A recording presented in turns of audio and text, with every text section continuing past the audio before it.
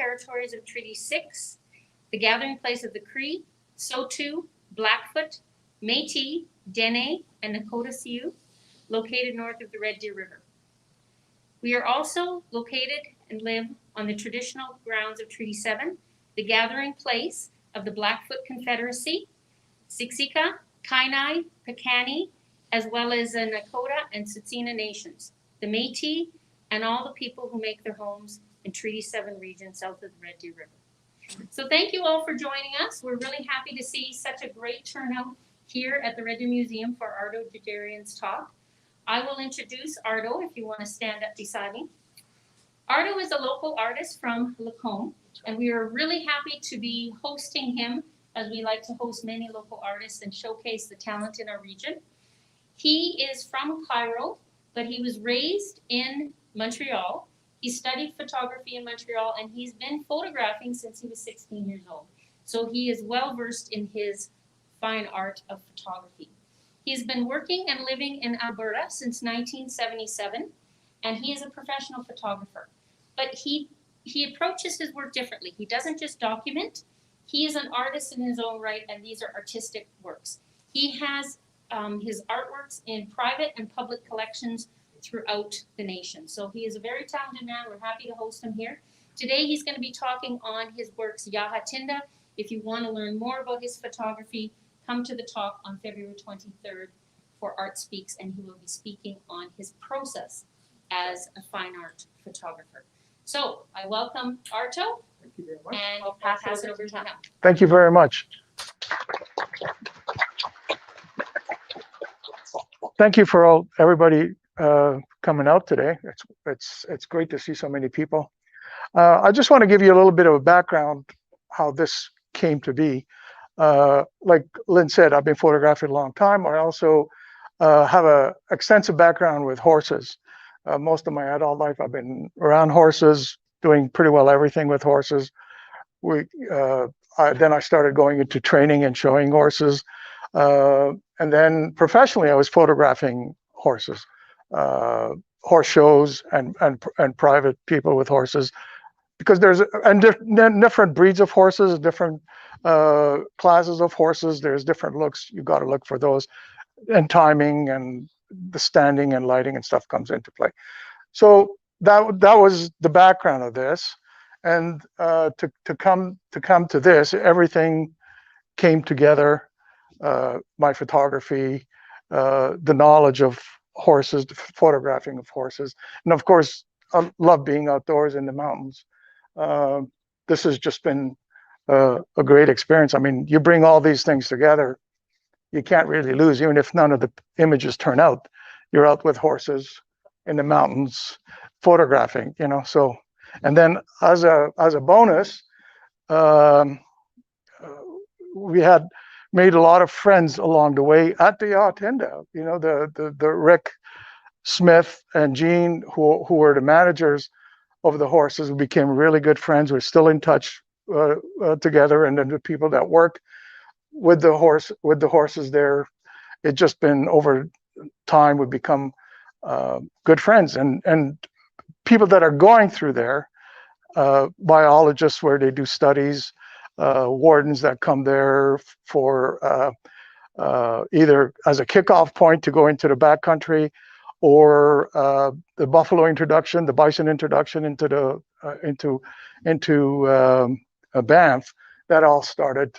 It's a kickoff point from the Ha Tinda. The Ha Tinda has been a very important part for the last 100 years, and I would suggest that, like the video that there is here, Rick speaks about it, and he goes into it quite well and describes the function and use of the Ha Tinda, and also our relationship.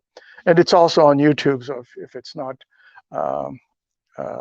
if you're not watching it here, it's worth to look at it to give you a background of it. So today I'm going to go and talking about the images and what the background is, and maybe highlight certain things that I caught that you might want to kind of share into it. Because of my background in horses and stuff, I was able to move around the horses very comfortably, and the horses were comfortable around me. So I was able to capture them in a very relaxed, natural way, and not spooking them. And then because of that, uh, they allowed me to go in there and shoot.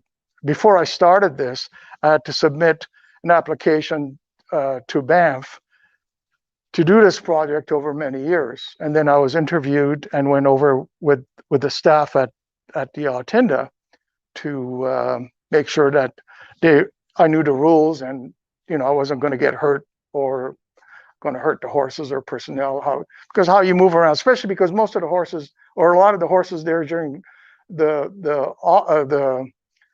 summer seasons, are young horses. They bring him in as a 2-year-olds. They don't have a breeding program anymore. They come there, so they're bringing on. So as anybody knows, being around young horses, they could be spooky and stuff. So the potential of getting hurt or hurting them, it becomes higher up.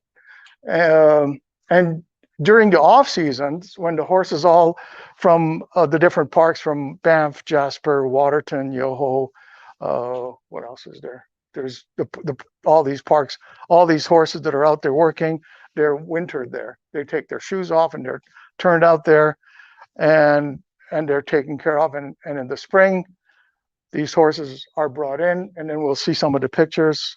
What's coming in, they'll bring them in around March, and they're trimmed and get ready, and then they're trucked off to the different parks where they go to work. So we're going to start here. So like if you notice in the front here, that's basically how my getup was. So I was just set up with, I had 2 cameras on me all the time. I would be up there. Before the guys were up going to the barn. I'd be all ready to go. And so this is in March, and as you can see, I got a few layers because the weather in the mountains changed very quickly. In this shot, what I was trying to do in this was basically take a picture of myself. I set the thing up on a tripod because the background, the mountain, is Warden Rock, which is a landmark, and I just wanted to kind of show that I was there and taking a picture. Well, I set up the tripod on that, and because the horses, these young horses, know me and stuff, curiously, they came into the picture. And as the camera shutter went off, they're looking into the camera. So basically, they bombed the I couldn't have set that up. Like, so that's how that picture came to be, and I just love it. I think it's great. So they kind of set themselves up in the shot, and apparently they know how to compose themselves in a frame. So that worked good. So here we're just going to just kind of move around, I think, in this, and then this is what was it? This is in March, I believe. March. So when the horses come in, they're just out in the pasture waiting to be brought in. In this shot, what I was doing, it was windy, and it's winter, and it's snowy. So I wanted to capture how these animals kind of fit in, just to compose the shots. What I wanted to do is to follow the contour of the horse, the mountains, and by grading light and dark, I can get separation, and that's what I was looking for. You get light, dark, light, and then this was backlit from the sun. And because the wind was puffing, I had to wait or take several shots as the mane was blowing in the wind to show that it was windy. And most of these shots that I'm going to talk about, none of these things were kind of one-off thing. You just watch. I kind of like this, what's going on. I get excited about it, and then I start working it. I'm looking, and I move maybe a half a step this way, maybe go down a bit, go up a bit, until I got the composition and the lineup I'm looking for. So basically, most of these things I can have trees with all the how these shots developed and came to here. Yeah, so this was a gray horse. Normally they don't have many gray horses, so the coloration is important too. Even though it's a color shot, all these shots are color shots. It's kind of a monotone colors which work well together. So we'll just go to this one here. This was I think in June or July. Yeah. These are, I think, 3-year-olds, 4-year-olds. They bring these horses in the summer. They're out in the pasture and they just play. And all these horses are geldings, so that means there's no females there. They're all males and they're cut. So these are all gelding horses. So they just turn them out and they play together. And then again, like just watching, my whole approach to this is I don't set up any shots. I don't direct anybody. I don't change lighting. All this stuff is all natural light. There's no external lighting or anything. It's just whatever's there. And just by adjusting my exposures, my position, and watching what's happening, I just frame my shots and let it develop in front of me as I'm shooting, as things are happening. And of course, form, shape, color, light, everything is kind of coming into this. And a lot of these times, things are happening so quick, you just can't sit and go, okay, we're like, you got to be ready. You got to know what you're doing. You just set up so you're at the moment capturing everything that's happening in front of you. And these are young horses. They're doing mutual grooming, which is a typical horse behavior. And then, of course, the bonuses, and they've got all these horses and waves of horses in front of them. So it just sits up in front of you. You just have to be there, aware of it, and capture it.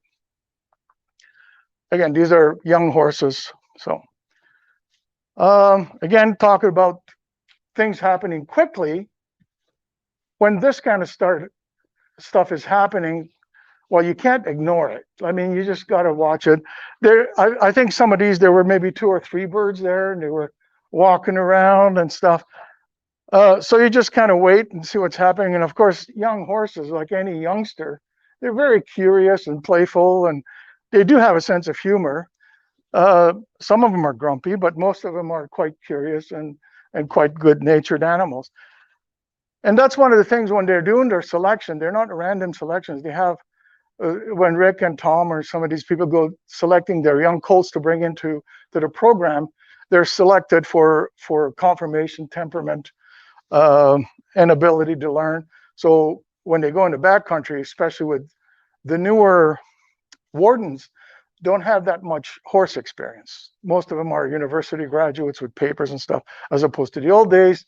The guys that were in the backcountry, they were all brought up with horses. They know how to live in the backcountry, and so that's changed. So they got to make sure that these horses the temperament is good, and they're physically structured properly, so they can take the work in the mountains, and they're not going to get hurt or hurt the riders and stuff.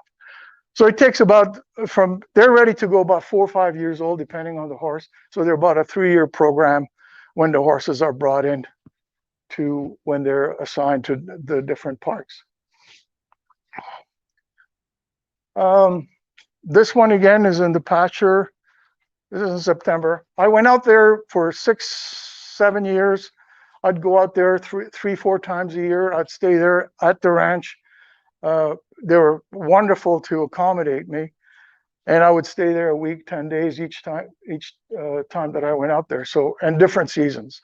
So I was able through there from January through to spring to fall and everything else.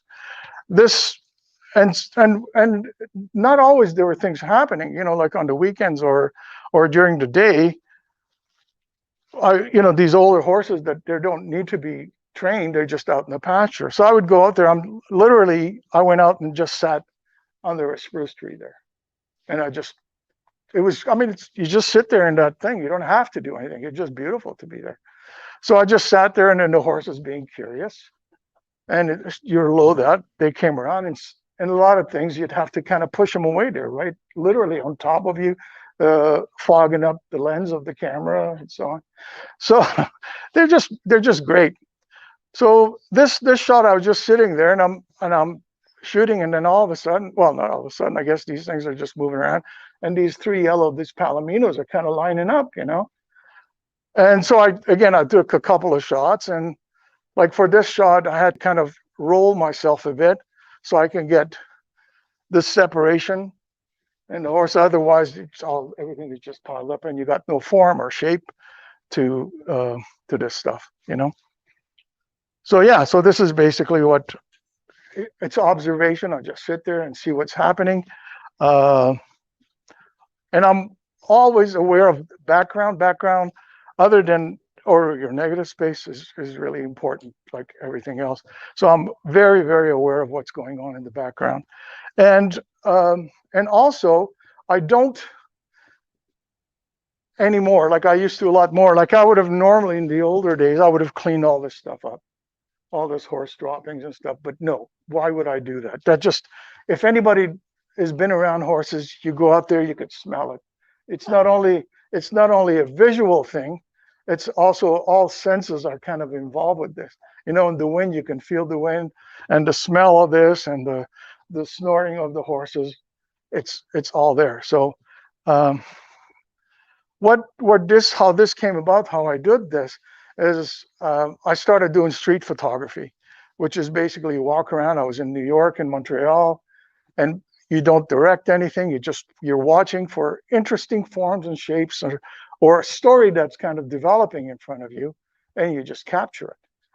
And so you're always like for me, when I'm doing this, all my senses are on. I'm seeing forms, I'm seeing shapes, and nothing else exists at that point. I'm just there. So you just talking, if anybody's talking to you there or whatever, it doesn't exist. It doesn't, which could be annoying for people talking to you. But most of the time, there was nobody here. I'm just walking around by myself here for this stuff. So that's where this background, my approach to this photography was, how do I approach to do this without being a documentary photographer, which I'm not, and a landscape photographer, which I'm not. But those are such important parts of the ranch, you really can't separate them. So you use that as a subject or background or negative space for how this is bringing the image together. So we'll just turn around here. So this was in 2017, where all the BC fires, and so that haze and stuff is smoke from the BC fires that were blowing in. So you're seeing it. So the mountains and stuff are grayed out, and the light is kind of that weird smoky light, which was kind of interesting. And then these horses, of course, they set themselves up. You can't direct this. You just can't do this. It just happens. And then, of course, the bird that we have here, the shot would have been not very interesting without that bird there. And also what makes this ties it to the Ha Tinda is, this could be anywhere. The brand of the Ha Tinda you can see on the shoulder of the horse if you look carefully. So that is there. And the brand you'll see on the horses on the left shoulder, actually the branding iron is the picture is on the panel on the side here. So this got just a hint of the brand on the horse you'll see there. As a matter of interest, it became so important to me that brand, it's a registered brand on all the 6 spots on the horse that could be branded to the Ha Tinda. I have that same brand tattooed on my left shoulder. So it's there. So if because I'm branded now, they have an obligation to take care of me. So if I get sick or something, either they'll take care of me or they'll shoot me. I'm not sure what they'll do. They'll put me down, but they have to take care of me. So yeah, so this is, again, this is you're sitting, they're moving, other horses are coming through. You're just composing and waiting and seeing what's happening, you know. This is a normal routine that you see every morning. I believe it's 8 o'clock. They go out there. These are the horses that are going to be saddled up or in training. Every morning they'll call them. They're out in the pasture. These horses will come in. They know each their own individual stalls, as you're seeing here. Tom is one of the trainers there. Works at he's been there I think 15 or 16 years. So they'll come in and they'll all go into their different stalls. They got grain, they got hay, so their routine coming in every day to do this stuff. They're haltered, and then they're saddled up, and they're taken outside on a high line where they'll stand, wait their turn to be ridden and trained. This gives them, as a young horse, they're brought along.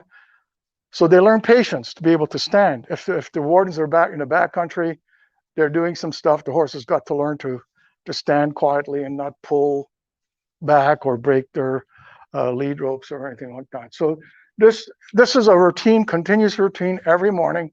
These are the 4-year-olds or 3-year-olds that are being ridden every day in this barn. This is what they come in. And they come into their own little stalls. They have their individual stall. This is one of the tack rooms. This is not in this barn. This is the other barn. This is the old barn that was built. It's a log barn, I think 1923, 20, something like that. Anyway, the Ha Tinda has been there since 1917 officially as the Ha Tinda. It's quite an interesting story. So this is all the different tack that they have, all the different bits and saddles, depending on how the horse's mouth is formed, how far along in their training. You use different bits for that. That's why you get so many bits. Some horses, even though they're brought along, might not like the feel of a certain bit. The shape of the mouth might not be conducive to that, the way the bit is formed. So they have the thing. And then, of course, some saddles will fit some horses better depending what the weather is and their if they're barrel shaped or whatever. And then the guys that are working there have their own saddles. They prefer riding their own saddles there. So this is one of the tack rooms.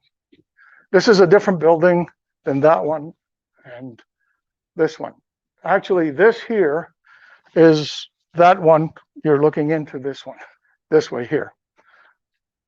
So I took that shot from where this door is here, slow looking out. So again, in the morning they come in, these horses are saddled up, waiting to go out, and I'm just there watching. This is early in the morning. This is facing south. That's south down there. So, and then as the sun is coming up, it's doing some wonderful things with shadows and things. And again, like all these things have different series of shots as things are developing and horses are being ridden or brushed or hoofs cleaned and so on. This here is, I think that's Steve. He's one of the wardens from Banff. They come in the spring. They used to come in the spring to round up the horses to bring him in. Some of the wardens to come there. So, and I think he's also one of the equine and horsemanship qualifiers. So for some of these young wardens coming along. But this is again in the barn. You could see all the halters on the ground here. So the horses have been saddled up. A lot of them are on their way, and he's going out. And wonderful. It's just snowing. It's just wonderful. So after a while, the people there got used to the idea that I really liked when the weather was bad, because as opposed to it's not sunny, it's not and it's really boring and it's just not very interesting. But I had just great luck with the light there. It's just been beautiful. and it just changed continuously. So you would have these snow squalls, then it would just, the light would soften up, and then there'll be, so you could just sit there and choose how you wanted to. Again, I couldn't control that, so it just happened there. This here, I call this photographing sound. Anybody that's been around horses and has been rasping horses with shoes will know what that's exactly sounds like as that rasp is hitting the hoof and then the shoe. It's got that definite sound. And I wanted to show the motion of this stuff. It's not by accident. That there's movement here. The foot is perfectly sharp. So you could see that rasp going back and forth, and then all the hoof things flying off. Again, none of this stuff, like this is, I'm outside where he's standing and I'm looking in, and this is being done right here in the barn. So it's whatever light that was there is basically what's being used in this. We'll go to this one here. This is a young 3-year-old. This is Tyler. He's one of the new guys there. As I finished wrapping up shooting all this stuff, Rick retired last August. Tom is kind of finishing up. He's going to quit, or he's going to be retiring. So there's a new manager there now, and there's new hired hands training horses and stuff. So I caught the tail end of the old guys. Now this is, as it turns out, he's one of the senior guys there, because he just started there about 3 years ago. And most of these guys like that are working there, they have an extensive history with horses. They're working with outfitters. They rodeo these guys, and so they're just diehards. They're not just pretty. These guys, this is their life. So I mean, this is just completely what they do. I photographed this this year, I think in August. Yeah, that's the day you guys came up. So while I was waiting for them, when you think that you've been there 6-7 years, there's virtually 4 people there, and the scene doesn't change, the people don't change. You just have to kind of keep going around, and just when you think you got anything, I just walked in. He's gentling the horse, trying to get used to it. So when he's over the horse is not spooking when being on top of him. I mean, they're prey animals, so I mean, anything above them will scare them. So they really work with them, get them really gentled up so they could do this. And most of these horses will also learn how to put on a pack, not just a saddle, but a pack as a pack horse. So all this moving and touching and stuff, just to get that horse get used to it, and quiet and quiet and quiet. So there's no issues at all with the horses spooking or anything. And sometimes, which has happened, they get a really good horse, just a really dynamite horse, but he's a little bit too hot maybe for a greener rider or a young rider. So they'll try to find a home that with a more experienced rider and stuff. And of all the years I've gone there hasn't been just a scrap horse. They're just all just solid, great horses. I wouldn't have mind, like especially this one. I like this guy. He's great. Well, we'll just go kind of this way, I guess. So minimize traveling, conserve energy. This is March 2017. This is after horses have been trimmed. They always this is the old barn, and the barn we were seeing there, where this is the barn here. So when we were looking at the horses inside, they were in this part, and this part is like a small arena where they could do some training in the winter and so on. Otherwise, they'll ride. There's a riding area here for the outside. So this is the old barn, and there's a cabin there. I think we got a picture of the cabin. That's the warden's cabin. So they'll take the horses back out in the pasture. This is what's happening. This is James. He was there for a little while. When Rob, you can see in that picture, he got hurt. He's been there a long time. So he was there for about a year or two working there. He's not there anymore, but this is basically bringing the horses out. There'll be a couple of riders pushing the horses, but the horses pretty well know they'll just follow the lead horse coming out here. Also, to keep in mind that all these guys are on horseback and I'm on foot. So I can't ride park horses. I mean, it's like riding a police car. You just can't get in. I mean, you got to be a parks person and qualified to. So all this stuff that's happening everywhere, I'm on foot. So as a result, now I need a hip replacement. So that's true. So I don't know if it's because of that, but anyway, so there is a lot of footage. So you kind of have to position yourself where you're going to go. You kind of say, how are you going to bring them out? Which gate are they going to go through? So, and because there's a fence here and there's a gate, I know they're going to come through here.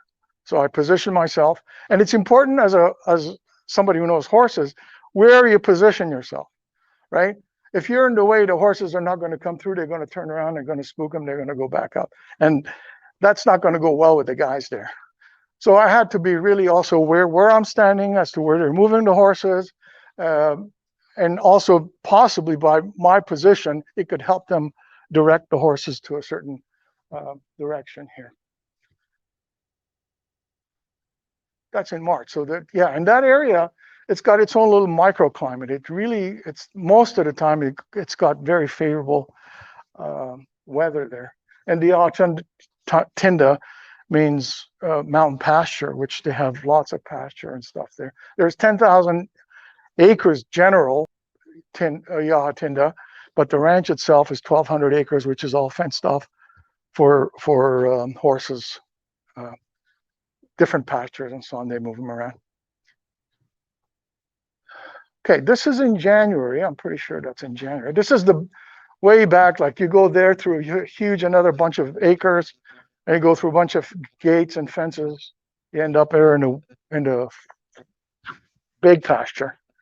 And this is where the horses, most of the horses that are come back from the parks from their year, they're turned out there, and they're checked on every day. You know, there's lots of feed, and they always look at see if they need anything, and if they need to, you know, they'll bring them in or doctor them or feed them or whatever. And again, I mean, we were there in January. It was cold that trip, but the light again, they're just beautiful, and the color of the horses, you know, just kind of here and there, I just stood there and take the pictures, you know. So again, like any of these, there's a whole series, like any of these pictures, there's a whole series I could do in any of these images. Yeah, this one here, as you can see, there's bison. A couple, 4 or 5 years ago, 6 years ago, they were introducing bison back in the wild. The first year, the bison there were in a 40-acre enclosure, and they kept them there for 3 years. They brought bred heifers there, the bison from Elk Island, and they helicoptered them and they put them there. The reason they brought heifers there is because they didn't want them to be imprinted. They tried in the past to bring older bison, and these guys were just heading back to where they came from. So by doing this, and it's been successful, like the herd is staying there, it's growing, and they're healthy. There's a couple of the bulls. There's one bull they had to turn around, and the other one he was just going. They had to, I think, put him down. But so these guys are not the guys that are in the backcountry. What these guys are there, these are yearlings. They buy them, bring them here. So the horses are used to bison. So when the horses are back in the winter, the bison are mixed with them. So they're here with the young horses and then the older ones. So they're used to it. Because what happens, you go out in the backcountry, and these guys are out checking on the bison and so on. The horses spook and they could get hurt. So this is how they started. Like every year, they bring them in. The year after, as they get bigger, they ship them back to the breeder. These are not from the Elk Island. These are from a breeder that they bring young heifers, and then they bring 3, 4 more, and then they're all collared. They got collars on them, radial collars, so in case they get out, they can be tracked and brought back.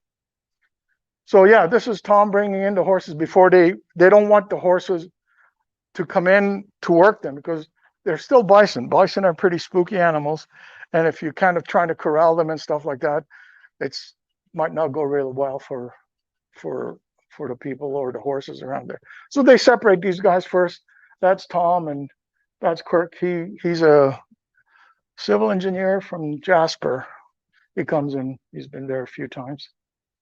So this is where they're going, and these are the young bison that are there. And here's basically one of the things when they're bringing the horses in March to get their feet done. This is how they bring him in. They bring him. I got lots of pictures from way out and coming in and stuff. And so how this works here is that the students from Olds College, the Farrier School, they'll come out there with their instructors, and they'll do 100 and some odd horses in a day. They're not shoeing them; they're just trimming the hoofs at this stop, right? So the horses come in, and these guys are old timer horses. They know their routine, so it's not. So it's a good practice for the farrier school, where they get to do a lot of horses in different feet and different shapes, and then these guys get their feet done. And once they go back to their appointed parks, then the barn boss there, he'll shoe the horses. They're all shod to go out in the back country. Again, like the snow is coming a little bit here. It just adds just a little bit of texture. And Some snow on your end. no, that's just snow coming down. Like in there too, you could see against the dark, Yeah. there's snow coming down here. Yeah. I just loved it. It's just great. It's just happening, And this is again a different year. This is 2018. That's 2017. They're bringing the horses in from different pastures. Again, I have to every year I try to position myself in a different spot as they're coming in because I'm on foot. And watch them and wait for them as they're coming, and then compose my shot accordingly. And then every shot is because these are moving pretty quick. I can't say, okay, stop. I got to take the shot. It just doesn't work that way. So they'll. So yeah, again, the background, the mountains and stuff become such an important part of the whole scene there. You can't ignore it. Which way do we go now? I think we'll go here.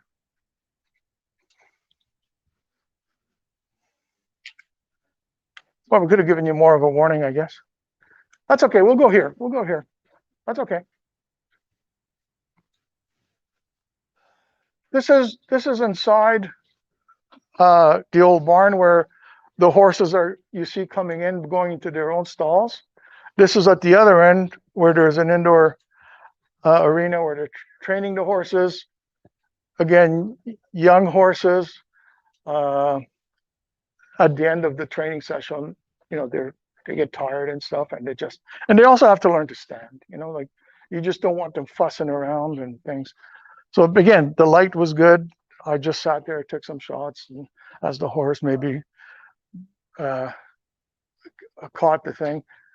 And if he's got the leg cocked and so on, that means he's just kind of resting a little bit. So those are things that, from my background with the horse knowledge, all came into the thing. And the thing is that the way you move around the horses, like they'll spook, or they'll react.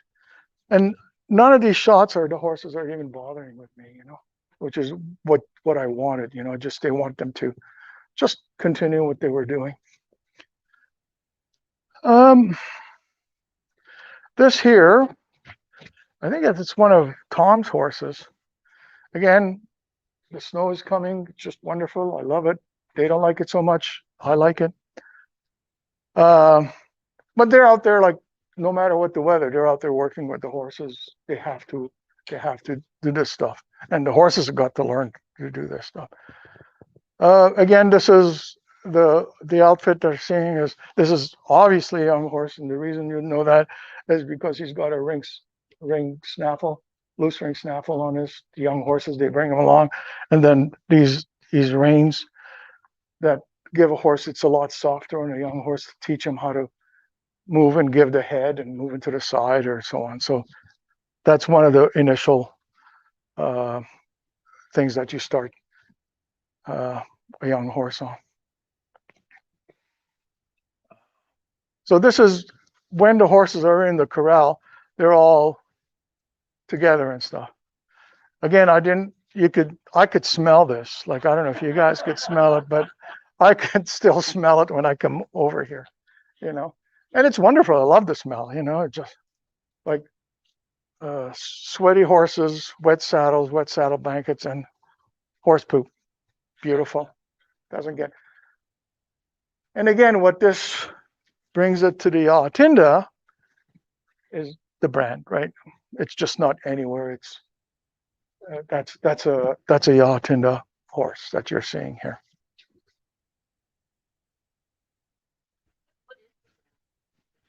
It's a ram's head. What is their design? Ram's head. It's right here. If you want to look, there's the branding iron over here. It's the shape of a ram's head, kind of with the horns and the head of a ram. And most of the horses are cold branded, which means on liquid nitrogen. They're not hot branded, like burnt. Some of the horses are hot branded because some of the coats don't take to the color of the horse, and the color of the skin doesn't show up on a cold brand. So they have to. Some of them, well, but most of them are cold branded. And these are the horses that, remember I was saying that when they're going out to get trained, these are all horses are tied up. These are all horses with their saddles on. You can see their bums and manes, and these are all tied on a high line. They tie them on a high line. And the reason they tie a horse as a high line is they don't get tangled up in their lead lines. If they drop their heads, they put the leg over their lead line, you'll end up with a wreck. So when you go into backcountry or wherever, horses are always tied up to a high line. So these guys are tied to a high line, and they're just all together. And this weird color is a really, really heavy smoke coming from fires from BC. So he gave this really unusual, creepy kind of looking color, and then it kind of works with the same color palette, the color of the saddles and so on. It just kind of works it all together. And this was in 2017 as well. Yeah. So yeah, these horses will line up. They'll come up ridden for an hour or maybe two, depending on how it's going for them. They'll come back, tie up, and then take the other horse, and they'll. That's just sun. Oh, so it's smoky, but there's. Oh yeah. The sun is trying to come through that smoke. Yeah. This is outside. Yeah. So we'll go there, I guess. This is Rick. He's the supervisor in charge at the Ha Tinda for 18 years. He was the longest serving warden there, or not warden, but the supervisor at the ranch. He's been there. He's been there 18 years, and he retired this August. This is coming into that barn where you remember showing that the horses are coming in, all going back in their own stalls. This is basically, I'm inside the barn, so that's why you're getting this wonderful light wrapping around from the outside, wrapping around him, right? And I'm inside and taking the shot. This thing is called silk rag and square knot. I don't know if you know what that means, but for those that know cowboys, silk rag is this, and they call it a rag, and it's big. It's usually big, 40 some odd inches. They wrap it up, and the square knot, there's a very specific knot that's got to look like that. If you're a decent cowboy, you'd know about that, and that's what you would have your knot. And it's actually, I worn rags and stuff for many years, and it's just wonderful. It just keeps summer, winter sweat off, or keeps your neck warm. It's just great. So it's very practical. Like, it's not just for show, some show, but mostly practical. Again, this is wonderful snow. I love it. And until the reception on the 12th, I thought this was Tom. I thought it was Tom, but it's not. It's Anne. she was here, so she pointed out that this was her outfit, and she says, "No, that's definitely me." So, yeah. So she's a wildlife environmental biologist for Banff. So she wrote out a book on they found these bats that didn't hibernated in Banff in one of the caves. They didn't know that they did these bats. She found them, and she wrote a book about them. You meet all these interesting people out there from when they're doing the elk studies. There's people coming in through University of Alberta, University of Montana, have people there doing all kinds of studies on the herd elk there. There's about 300 to 400 elk. Those are the resident elks, and then there's migratory elk that come through. So they have different parasites, the migratories from the other ones, and so they're been doing this for over 20 years. So they're out there all the time, and they've got tracking collars and stuff. And also when they're calving, they're out there all the time to monitor predation. And there's a really, really high predation levels of these young elk from grizzly bears, and they monitor all that. So you're meeting all kinds of people there. It's just been a real treat for me. So this is, I don't know if these are called chinks. It's not a derogatory term for anything. This is what they're calling, instead of chaps, the chaps come all the way down leather. The chinks are the shorter, they just come below the knee. So just to protect when you're doing chores, is slinging bales of hay and stuff. Just keeps you from wearing out your jeans and stuff, and keeps your leg warm. And some of them are fancy. That's a nice pair. Yeah, this is, and if you listen to Rick talking about the horses, their selection, they don't have any paint horses. They're usually solid. This is Rick's horse. It's his own private horse. This is called I Spy, this thing. The horse's name is Spy, right? So that's why we called him I Spy. He, as you can see, his conditioning is so-so, but he was quite an older horse, and I think the year after that he just didn't quite make it. So in this shot, while these guys are all buggering around getting their horses ready and to tack up to go get the horses, I'm walking in the pasture to position myself because I'm on foot, right? So I mentioned that I was on foot for all these things. Yeah. So this is a way out, far out pasture. So I'm going out there, and then I've been around these horses for 5-6 years by now. What year is there? 3 years. So I start clucking at them, and they come, and they start following me in. So I start, like, there's no riders pushing them in back. I'm just walking, and these guys are following me, and there's all this herd of horses coming in. And then they came around these guys. You can see a rider there, and they started pushing him, and I'm literally right in the middle of the horse. They're just running around me, and I wasn't really worried. Like, these are good horses and stuff. So they're just coming around me, and I just stood there taking the shots. And until the riders were right next to me. They didn't even know I was there. They were just pushing these horses. They didn't even realize I was in the herd. So maybe it was the brand. They just thought that was one of the horses. Sure. What would the person's reaction be?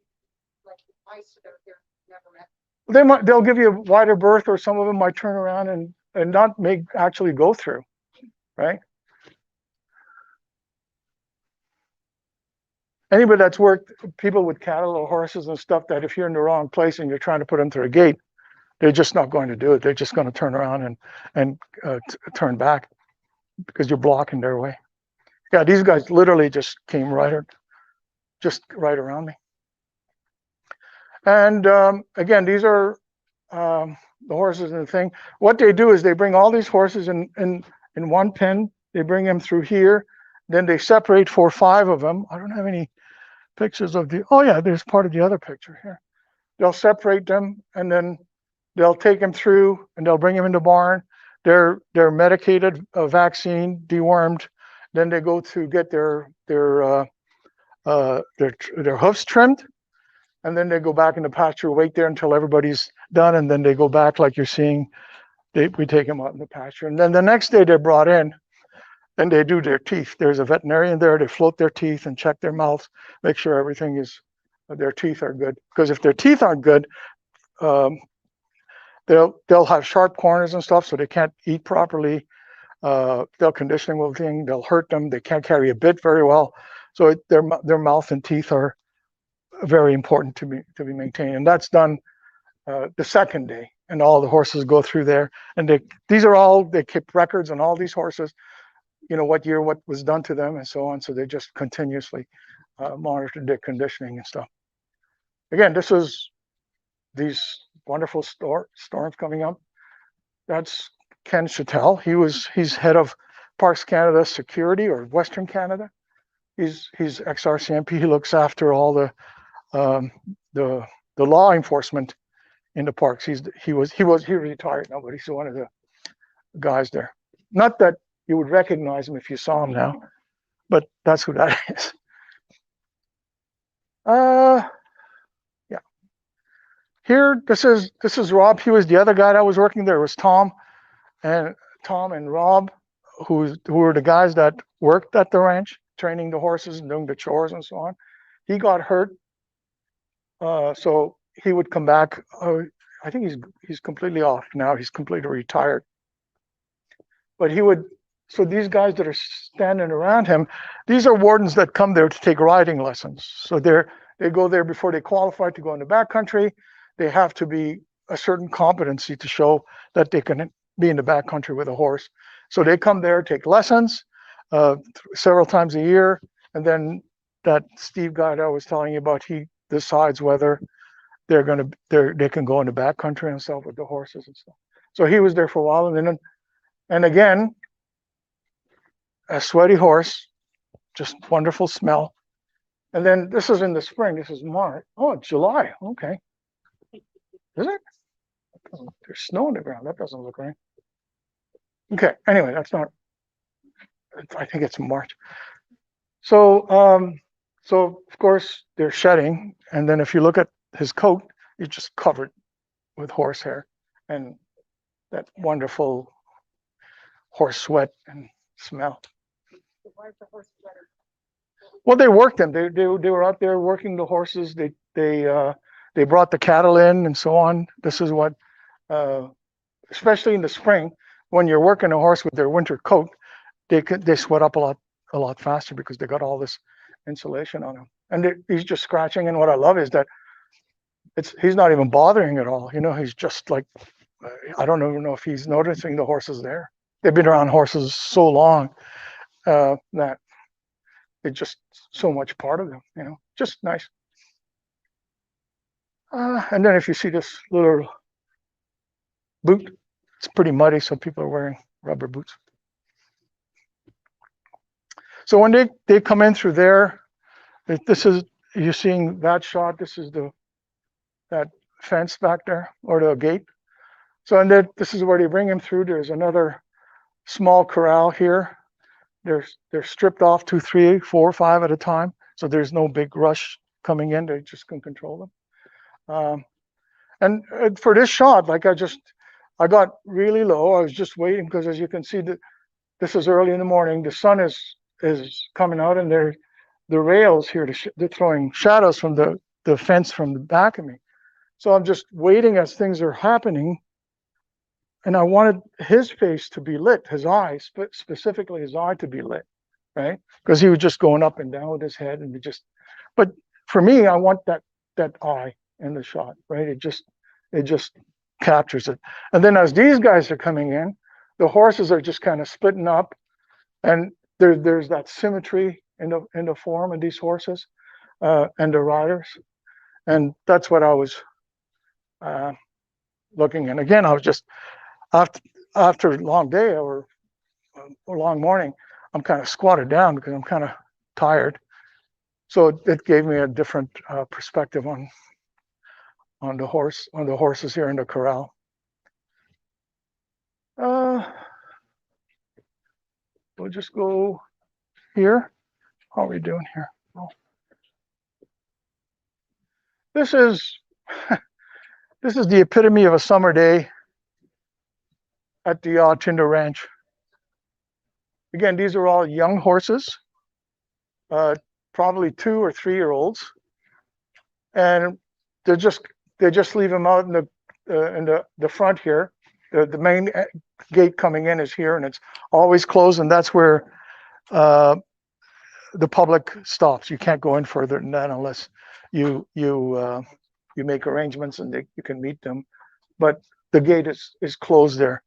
So that's the main road coming into the house, and it's you walk around. This is what it's like there. The horses are nice and relaxed. Again, I took this with a extra wide angle lens, and I'm very close to the horses, and they're just not even minding and stuff, right? And what I love about this is just the different positions, the relaxed atmosphere of the horses, and then it just gives you this. This is the main house at the Ha Tinda, and this is the guest house where I would stay a lot of the time. This is where now they switched them. The new foreman is staying there, but the front deck here, spent many hours. A whole bunch of people coming visiting would sit there in summer, winter. They would have heaters, and we'd just sit after the day's done. Would have snacks or meals or drinks, and we just sit there. And I don't know how many hours and how many people have spent time on that deck there. That's northwest. So, and then that's, I guess, east over there coming in. Yeah, so this kind of captures the feel of the place, and it's just that relaxed. It's just wonderful. It's quiet. It's what else can I say? And then the light. I mean, here's a sort of a clear day when the clouds come over. They give you a nice that diffused light. There's no harsh shadows. It just gives that beautiful glowing colors and saturation of the thing. This is not the pasture. This is just the drive-in, but they keep the young horses there to keep the grass down. Tremendous grass. Oh my God, yeah. I mean, such a natural. If you kind of read the history of the Ha Tinda, that's been there for thousands of years from indigenous people and so on with their horses, and then there's a big history with the Brewsters, and there was conflict and things. But that was always. And then they put in a new road coming in because it was sloughing towards the creek. And then as they were digging up the new road, they're finding all these new artifacts and marine life and so on, which they haven't seen anywhere else. So they brought a trailer in with archaeologists and stuff.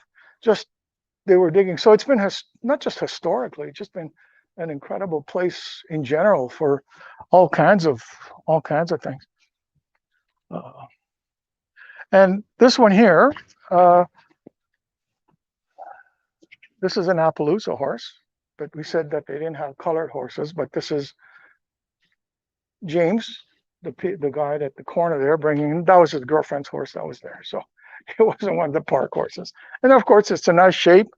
And then the bird was on the back of the horse. they're picking stuff, I guess.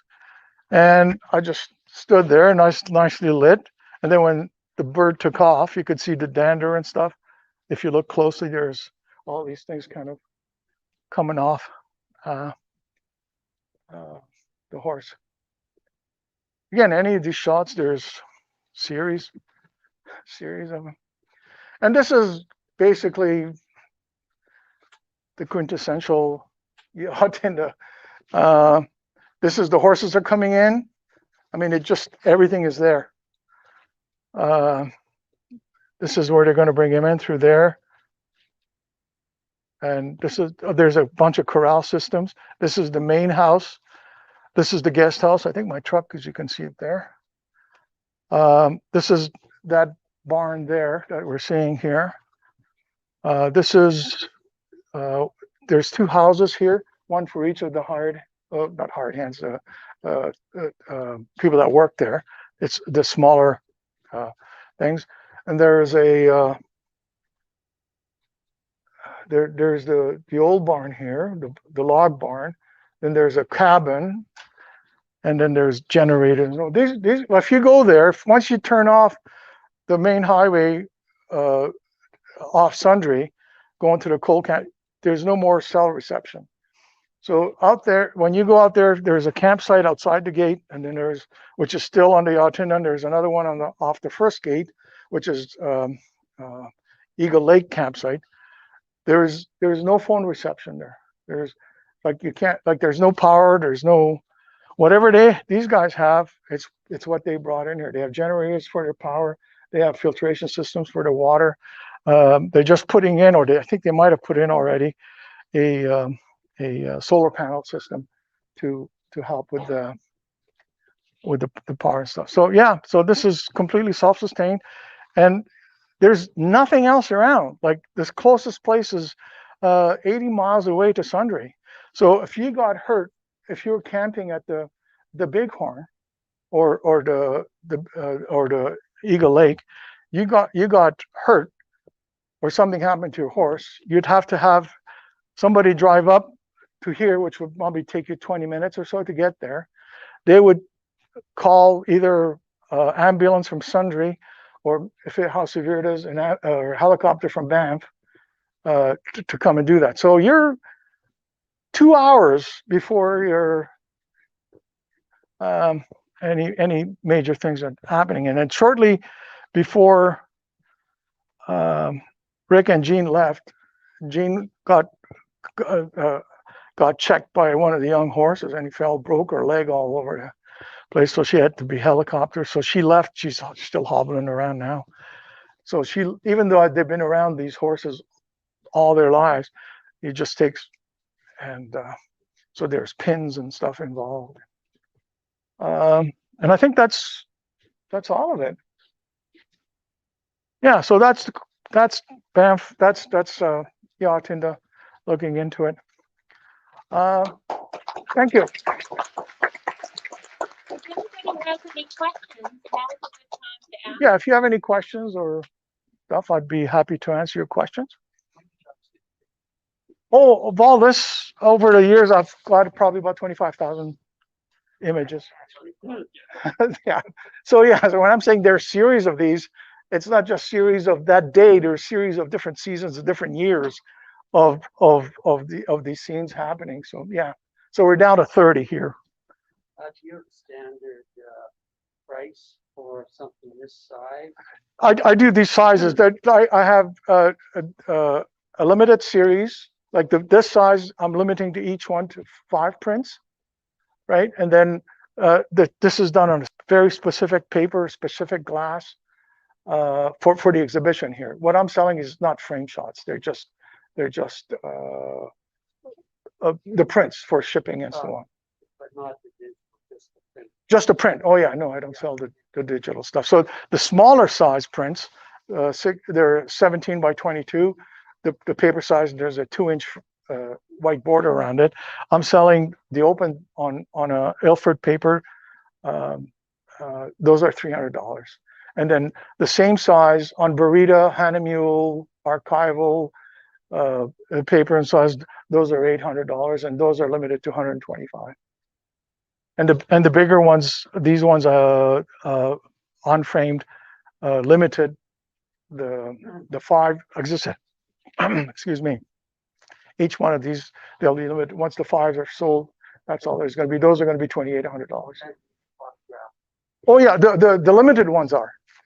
Not the open ones. The open ones are not. Though there'll be a stamp or something in the back saying, that who the photographer is and so on. So, and if you're interested, you can get a hold of me. And the museum is not involved with the sales and stuff of it. Somebody should get this, like the series, I think. Yeah. Well, I was talking to Rick about it. I think apparently Parks Canada is an archival department and stuff, so we might end up talking to them or something like that. And we're hoping to travel this show too. And we got to sit down with Scott. Kim was going to set that up. So to travel the show to different parts of the country or province or, yeah. Well, even if we went to different parts of the provinces, but even from park to park. Oh, absolutely. I think, like, not because I did this stuff. I think this is more important than I am, It's, yeah, it is. Yeah.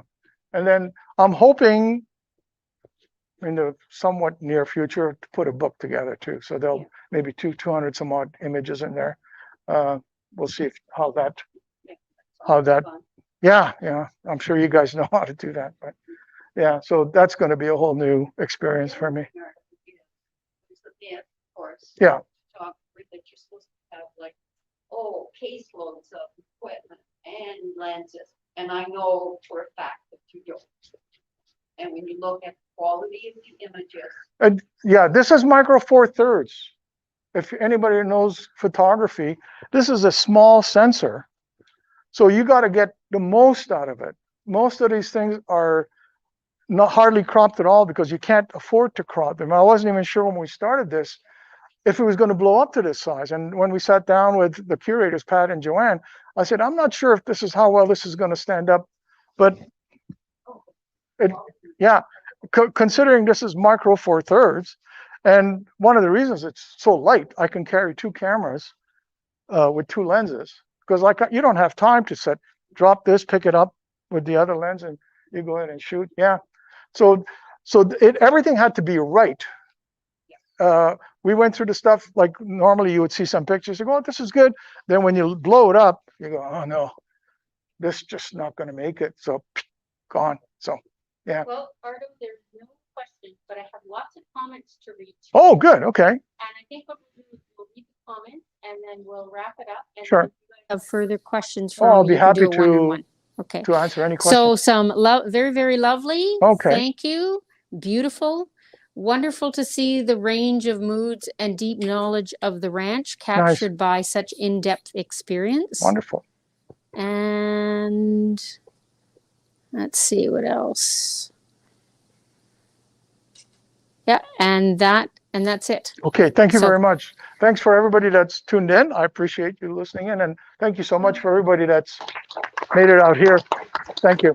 And if there's any questions or comments, I'd be happy to listen to that. Thank you, Arto. Bye, guys.